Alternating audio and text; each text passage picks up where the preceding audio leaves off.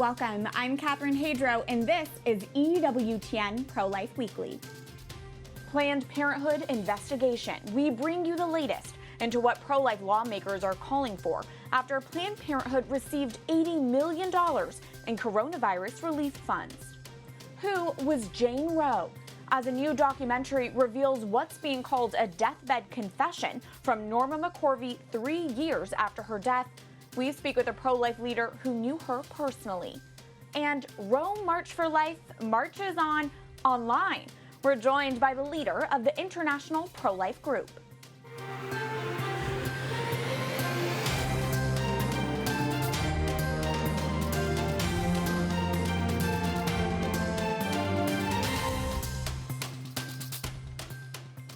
Pro-life lawmakers are calling on both the Department of Justice and the Small Business Administration to investigate Planned Parenthood affiliates that reportedly applied for and received $80 million in coronavirus relief funds. Calls for an investigation follow reports more than 30 Planned Parenthood affiliates across the country improperly received loans from the Paycheck Protection Program, which were intended for small businesses during the COVID-19 pandemic. These funds are intended for employers with fewer than 500 employees. Planned Parenthood has more than 600 employees. So pro-life lawmakers claim the abortion business is ineligible for this emergency money. In a letter to Attorney General William Barr, 27 senators noted that Planned Parenthood's own Political Action Committee, Planned Parenthood Action Fund, acknowledged that they were not eligible for the program when they issued a statement criticizing the CARES Act. Planned Parenthood said the bill, quote, gives the Small Business Administration broad discretion to exclude Planned Parenthood affiliates and other nonprofits serving people with low incomes and deny them benefits under the new Small Business Loan Program. We're joined now by Jill Stanek, the National Campaign Chair for the Susan B. Anthony List. Jill previously served as a registered nurse in a hospital labor and delivery department. Jill, welcome. Senate Minority Leader Chuck Schumer led a Senate letter to the SBA and the Department of Treasury saying Planned Parenthood is being singled out right now and the departments need to, quote, stop the ideologically driven action against Planned Parenthood. Jill, what's your response to that? Is the administration asking for these funds back for ideological reasons or because Planned Parenthood improperly applied for them? Planned Parenthood was not eligible for this funding and should never have applied for the funds in the first place. The purpose of the loans was to help small businesses who were struggling during the coronavirus epidemic and the subsequent lockdowns. Planned Parenthood is the nation's largest abortion chain, and on their last annual report reported almost $2 billion with a B dollars in assets. So this is just another example of Planned Parenthood showing that they think that they're entitled to special treatment. And even a number of non-controversial companies like Shake Shack, it's easy for me to say, Shake Shack and Ruth's Chris Steakhouse that were eligible returned the money so struggling businesses that are hurting the most could get it. And Senator Schumer, he's just pandering to the abortion lobby. That's nearly $2 billion in net assets. Wow. Jill, pro-abortion lawmakers claim Planned Parenthood facilities are the only source of health care for many patients, especially in underserved communities. Can you clarify that for us? Planned Parenthood's own numbers, Catherine, show that they're an abortion business. According to their latest annual report, for every 100 pregnant mothers who walk into a Planned Parenthood stores, 95 of those are sold abortion. And even Planned Parenthood's non-abortion services like contraceptives and STD treatments have been declining over the years. And in the last decade, they've lost 20% of their patients who are now turning to community health centers that provide authentic health care and not abortions. And our research arm, Charlotte Lozier Institute, conducted a study and found that for every one Planned Parenthood nationwide, there are at least 20 community health centers that provide overall health for women and their families. So that's not true. And Jill, from what you've seen, what's been the mainstream media response to this story? The fact that Planned Parenthood affiliates received $80 million in COVID relief funds. Well, no surprise, but unfortunately, the mainstream media has completely ignored Planned Parenthood's wrongdoing and actually been trying to help the abortion lobby advance their profit-centered agenda through this pandemic. The New York Times, Forbes, Vox, and others have published articles actually promoting chemical abortions because nationwide there has been an expansion of telemedicine. So they are calling these abortions essential, and they are doing this at a time that the nation's doctors, nurses, and first responders are working day and night to try and save the lives of those affected with the coronavirus. And meanwhile, pro-life groups like SBA List are working to combat this pro-abortion agenda, expose the dangers of abortion drugs, and share resources and hope to protect women, to help them choose life. Jill, there's another important story that came out this week. David Daleiden of the Center for Medical Progress released a new video this week. What do our viewers need to know about this? Well, David Daleiden, as I'm sure your viewers know, conducted an undercover 3-year investigation of Planned Parenthoods and found by their own words and actions that they were selling illegally baby body parts. Planned Parenthood said that they were not, and that David's videos were heavily edited, which they were not.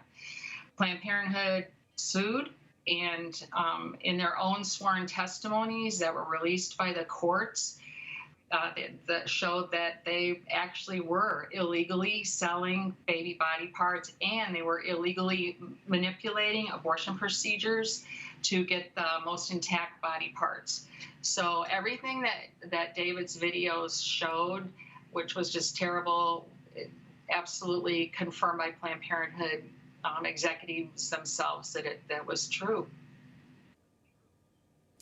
We're going to stay on top of that story. And finally, Jill, as more states begin to reopen, considering all of this news, what role will the grassroots pro-life movement really need to play during this time?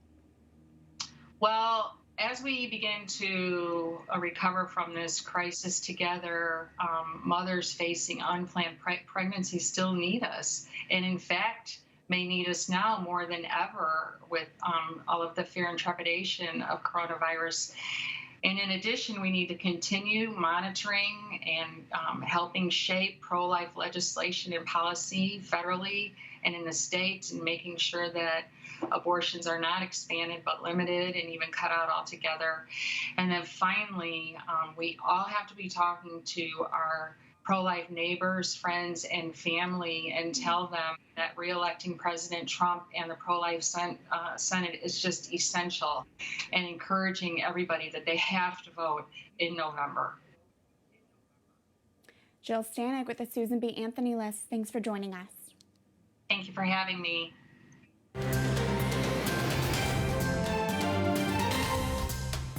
Lawmakers in both the House and Senate are looking for answers as to how Planned Parenthood affiliates applied for and received $80 million in coronavirus relief funds. These funds were intended for small businesses facing hardships amid the coronavirus pandemic. Planned Parenthood, which has more than 600 employees and nearly $2 billion in net assets, is not a small business. Planned Parenthood was ineligible for these funds in the first place, and that brings us to this week's call to action.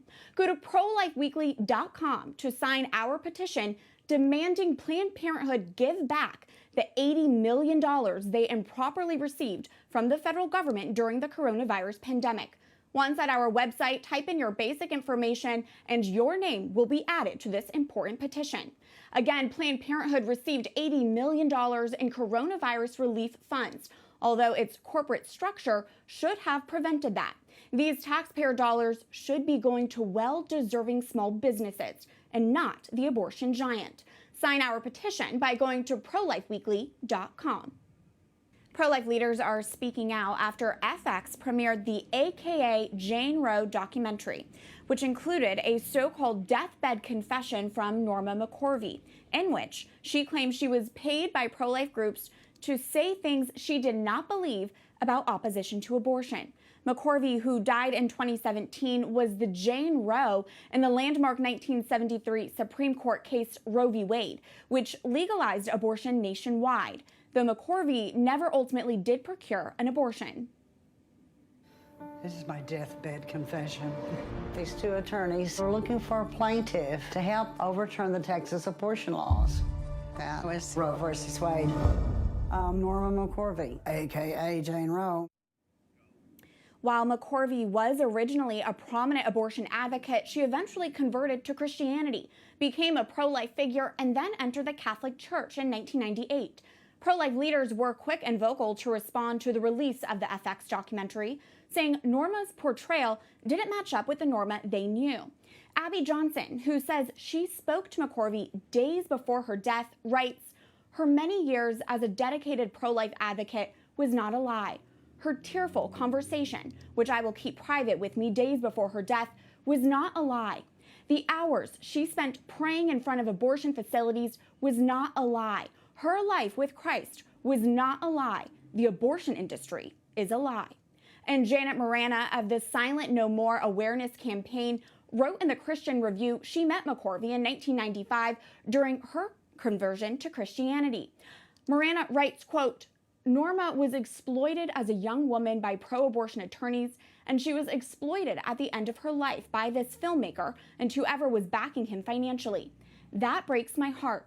But whatever she said in this documentary, or appeared to say through deceptive editing, does not shake my certainty that Norma's desire to protect children in the womb was not an act." Joining us now is Jason Jones, a film producer and pro-life leader who personally knew Norma McCorvey. He joins us via Skype from Hawaii. Jason, welcome back to the show. I never had the privilege of meeting Norma, so first off, tell us about the Norma McCorvey that you knew. Well, Catherine, thanks for having me on your show. And to know Norma, to know Miss Norma, was a real privilege. She was a convert to the Catholic faith like I am, an adult convert, but she was comfortable in her faith like a cradle Catholic. She had the best sense of humor. You would never spend any time with Miss Norma and she would always have you laughing. She'd always be making jokes. She was a very complex person, but also very transparent. Most of us have affectations that we'll put on. If we're angry, if we're confused, we'll hide it. Miss Norma would let you know how she felt. And that's why so many of us who were her close friends, when we heard about this documentary and what they claimed that she said, we all laughed. I mean, I knew I laughed and said, of course she said that.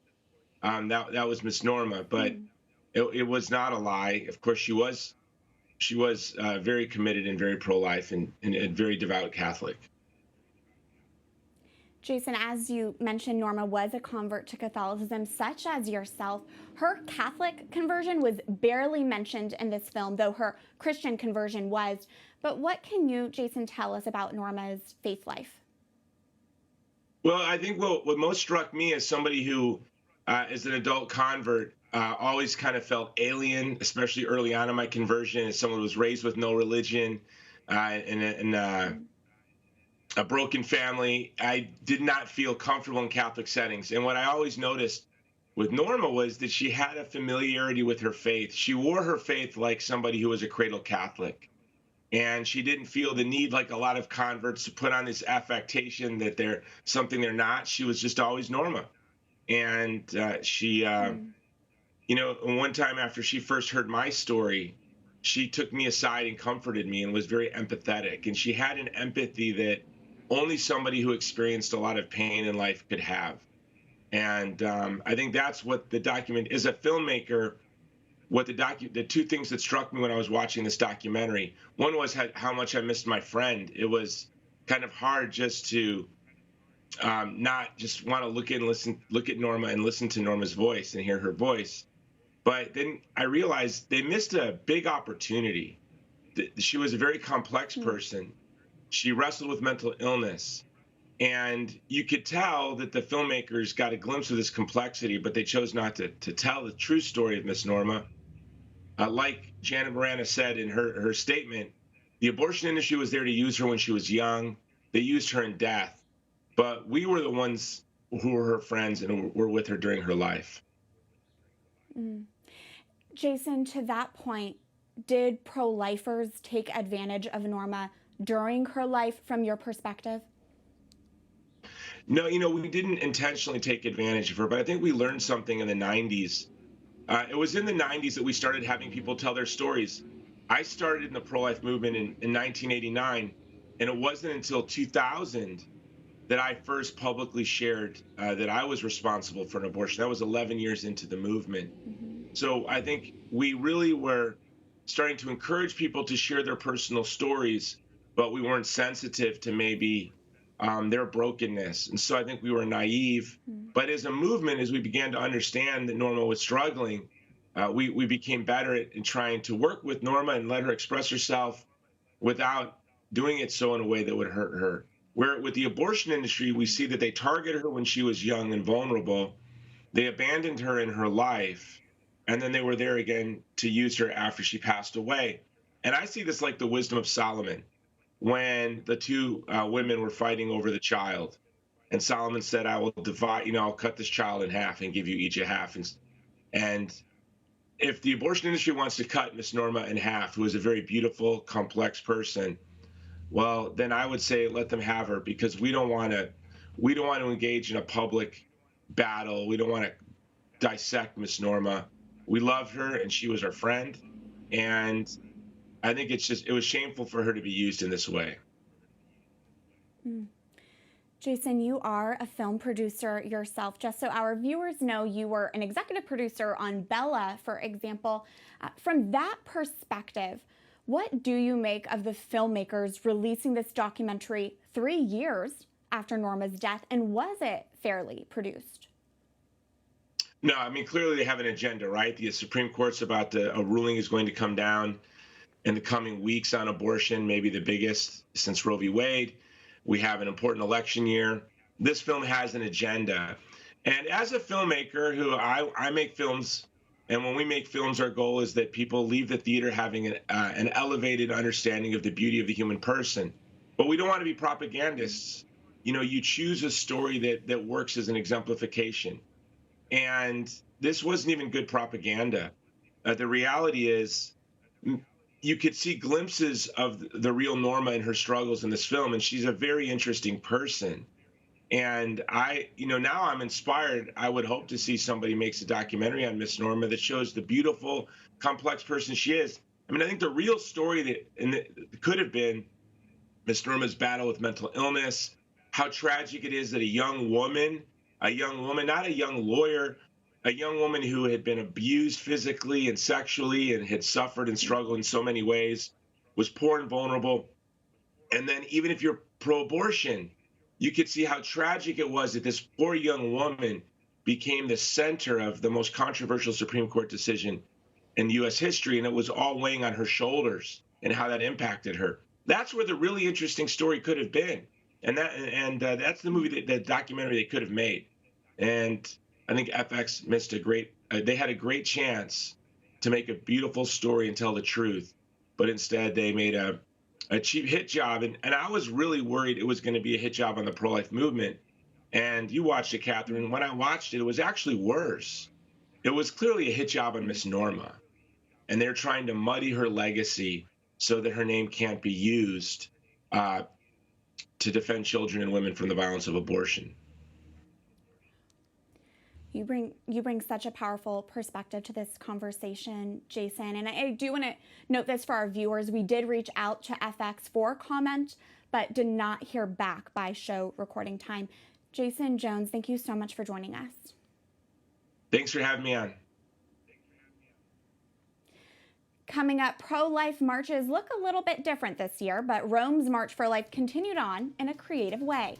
We're joined by Rome's March for Life president to hear about their special broadcast.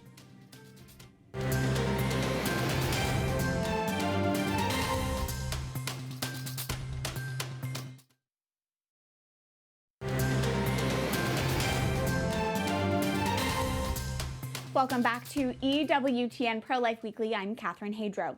Planned Parenthood and other pro-abortion groups recently released a blueprint for a so-called feminist foreign policy. That is this week's Speak Out segment. This pro-abortion strategy is called Toward a Feminist Foreign Policy in the United States. It was released by more than 50 groups, including Planned Parenthood, NARAL, and Population Institute. This plan calls for the use of federal funds for abortion overseas, including a repeal of the expanded Mexico City policy and the Helms Amendment, which would then allow for the use of federal funds for abortion as a family planning method. The document defines a feminist foreign policy as, quote, the policy of a state that defines its interactions with other states as well as movements and other non-state actors in a manner that prioritizes peace, gender equality, and environmental integrity, enshrines, promotes, and protects the human rights of all, seeks to disrupt colonial, racist, patriarchal, and male-dominated power structures, and allocates significant resources, including research, to achieve that vision. Reading through this foreign policy plan, I cannot help but remember the words of one of our greatest human rights advocates in modern times, St. Teresa of Calcutta. Mother Teresa once said, the greatest destroyer of peace today is abortion. A foreign policy plan that puts abortion at the center of its agenda will not bring about peace, only destruction. It's not surprising Planned Parenthood would try to push their abortion agenda overseas, but Planned Parenthood is not in the foreign policy business. It is in the abortion business. So, of course, their foreign policy does not actually protect the human rights of all.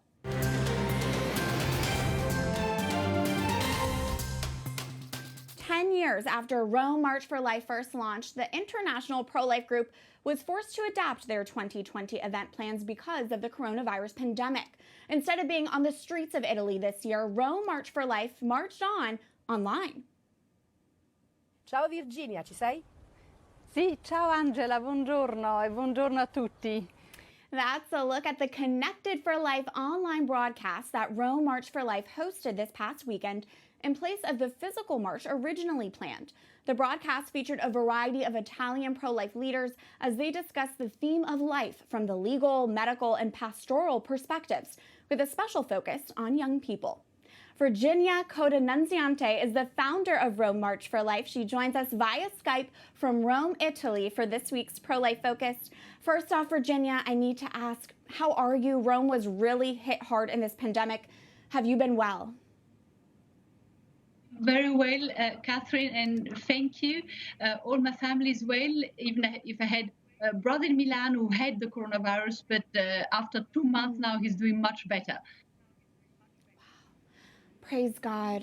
You know, Virginia, there were a lot of big plans for this year's Rome March for Life. It's the 10-year anniversary. Abby Johnson was going to come over. At what point, Virginia, did you realize you needed to shift gears and pivot plans for this year's march? Well, in fact, we, as a last deadline, we decided for Easter, because we thought if, so Easter was April the 12th, if for Easter there were no opening, so the lockdown was still very hard, so we realized that the march couldn't have taken place. And so at that time, so it was immediately after Easter, that we said, well, if we cannot be on the public square, we should at least try to be on the social square. And so we started to think what we could organize exactly for the same day, because we wanted to remember, in any case, the abortion law, which was voted in May in Italy. So and so we wanted also to give a strong message to the life supporters that we haven't forgotten the fight for life, and we were there, not on the square but on the social media. So tell us about the Connected for Life broadcast this past weekend and how it went. Well, we were very, very happy with the success. Well, first of all, we had a very strong support from EWTN, the Roman studio, which were greatly organized as usual. And so we had, so we started exactly at the same time when we usually meet in the public square in Piazza della Repubblica in Rome. At the same time, at 2:30 of Saturday, we started the live streaming. And so we had, as you mentioned, we had 4 topics. So the legal issue, the medical issue, then the pastoral one, and then the youth. And then we had also 3 testimonies. So it went very smoothly. There were many people connected, I must say. We had more than 60 websites in cross-posting, and this gave a great support. And there were at that time, exactly in this same hour, nearly 25,000 people connected. And now, because the program is still online, more than 40,000 people have seen this video. So for us, it has been a really a very good success. That's incredible. And I have to ask, are plans for 2021 already underway? Oh yes, Catherine, we are already thinking of this important date, because it will be the 10th anniversary for us, the 10th March, and we have already the date. The date is May the 22nd, and because May the 22nd is exactly the date in which the abortion law has been voted in Italy. So it will be even more important for us. So we will remember this more or less 6 million babies that have been killed in these 42 years. And so the message will be extremely strong, I hope. And because we want to have this law abolished, first of all. And as a first step, we would like. Yes, and this is what we fight for. And as a first step, we want to defund the law. I think that this is extremely absolutely. We don't want that our taxes, our money is given for killing babies. We will put that date on our calendar already. Virginia Codenunciante, founder of Roe March for Life, thanks for being with us. Thank you. That does it for this edition of EWTN Pro-Life Weekly, coming to you from the Hadro home. We'd love to hear from you right now. Let's connect online. Find us on social media at EWTN Pro-Life. And you know you can always send us an email at prolifeweekly@ewtn.com. Until next week, remember, life is a gift. Your life is a gift. God bless.